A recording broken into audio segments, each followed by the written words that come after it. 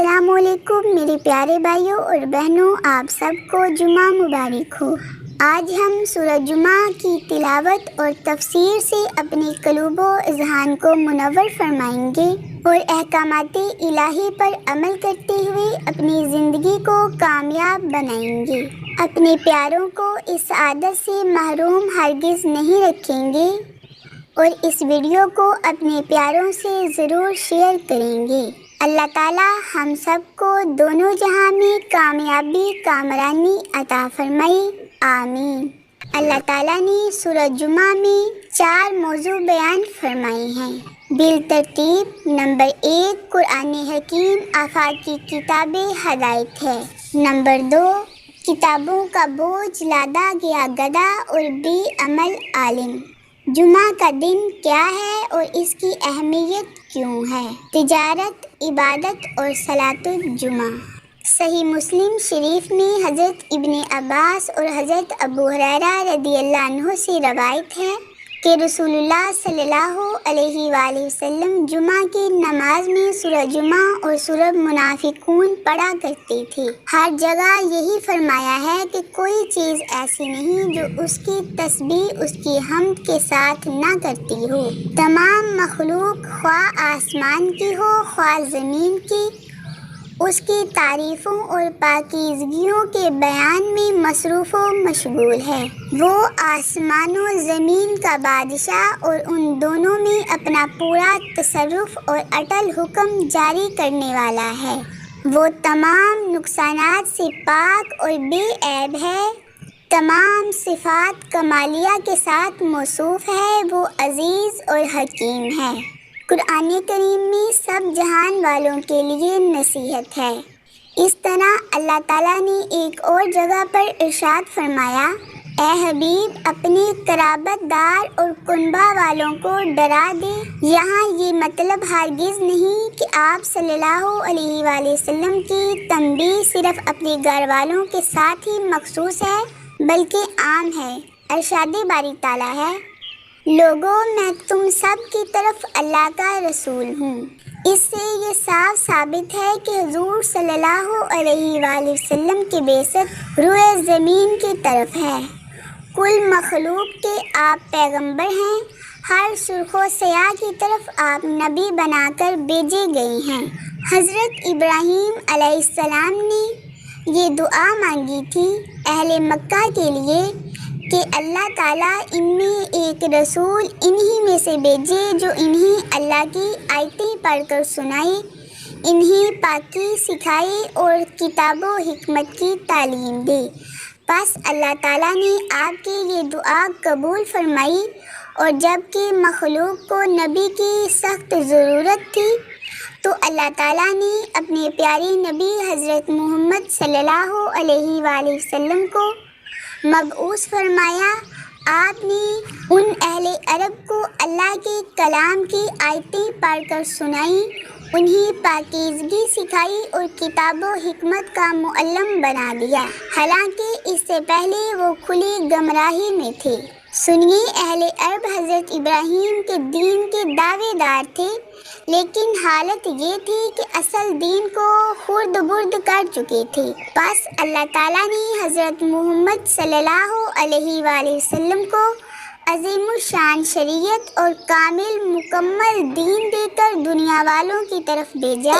اس فساد کی آپ اصلاح کریں، اہل دنیا کو اصل احکام الہی پہنچائیں، اللہ کی مرضی اور نامرضی کے احکام لوگوں کو معلوم کرا دیں، جنت سے قریب کرنے والے، عذاب سے نجات دلوانے والے تمام اعمال بتائیں، ساری مخلوق کے ہادی بنیں، سارے اصول و قانون سکھائیں، کوئی چھوٹی بڑی بات نہ چھوڑیں، تمام تر شکوک و شبہات سب کے دور کر دیں اور سب کو اصل دین کی طرف متوجہ کر دیں۔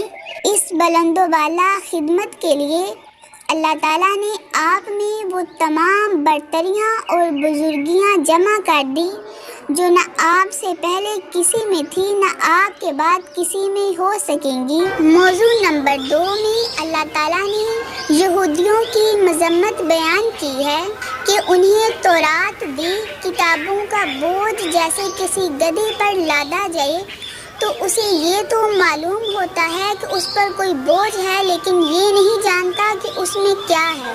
اس طرح یہود ہیں کہ ظاہری الفاظ تو خوب رٹے ہوئے ہیں، لیکن نہ تو ان کو یہ معلوم ہے کہ مطلب کیا ہے، نہ اس پر ان کا عمل ہے، بلکہ تبدیلی تحریف کرتے رہتے ہیں۔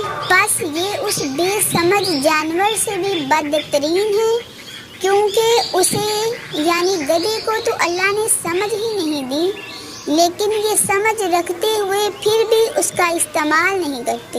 اس لیے دوسری آیت میں فرمایا گیا ہے، یہ لوگ مثل چوپایوں کے ہیں، بلکہ ان سے بھی زیادہ بہکے ہوئے، یہ غافل لوگ ہیں۔ یہاں فرمایا کہ اللہ کی آیتوں کو جھٹلانے والوں کی بری مثال ہے، ایسے ظالم اللہ کی رہنمائی سے محروم رہتے ہیں۔ پھر اللہ تعالیٰ فرماتا ہے کہ اے یہود، اگر تمہارا دعویٰ ہے کہ تم حق پر ہو اور حضرت محمد صلی اللہ علیہ وآلہ وسلم اور آپ کے اصحاب ناحق ہیں، تو آؤ اور دعا مانگو کہ ہم دونوں میں سے جو حق پر نہ ہو اللہ اسے موت دے۔ پھر اللہ تعالیٰ نے ارشاد فرمایا کہ انہوں نے جو اعمال آگے بھیج رکھے ہیں وہ ان کے سامنے ہیں، اہل یہود کے سامنے ہیں، مثلاً کفر، فجور، ظلم، نافرمانی وغیرہ۔ اس وجہ سے ہماری پیشین گوئی ہے کہ وہ اس پر آمادگی نہیں کریں گے۔ ان ظالموں کو اللہ بخوبی جانتا ہے، یعنی وہ یہ دعا نہیں مانگیں گے کہ جو حق پر ہے اللہ اسے موت دے۔ مسند احمد میں حضرت ابن عباس رضی اللہ عنہ سے مروی ہے کہ ابو جہل نے کہا کہ اگر میں نعوذ باللہ حضرت محمد صلی اللہ علیہ وآلہ وسلم کو کعبہ کے پاس دیکھوں گا تو ان کی گردن ناپوں گا، نعوذ باللہ۔ پھر جب یہ خبر حضور صلی اللہ علیہ وآلہ وسلم کو پہنچی تو آپ نے فرمایا اگر یہ ایسا کرتا تو سب دیکھتے کہ فرشتے اسے پکڑ لیتے، اور اگر یہود میرے مقابلہ پر آ کر موت طلب کرتے تو یقیناً وہ مر جاتے اور اپنی جگہ جہنم میں دیکھ لیتے، اور اگر مباہلہ کے لیے لوگ نکلتے تو وہ لوٹ کر اپنے اہل و مال کو ہرگز نہ پاتے۔ یہ حدیث بخاری، ترمذی اور نسائی میں بھی موجود ہے۔ پھر فرماتا ہے موت سے تو کوئی بچ نہیں سکتا، جیسے سورہ نساء میں ہے کہ یعنی تم جہاں کہیں بھی ہو وہاں تمہیں موت پا ہی لے گی، گو مضبوط محلوں میں ہو۔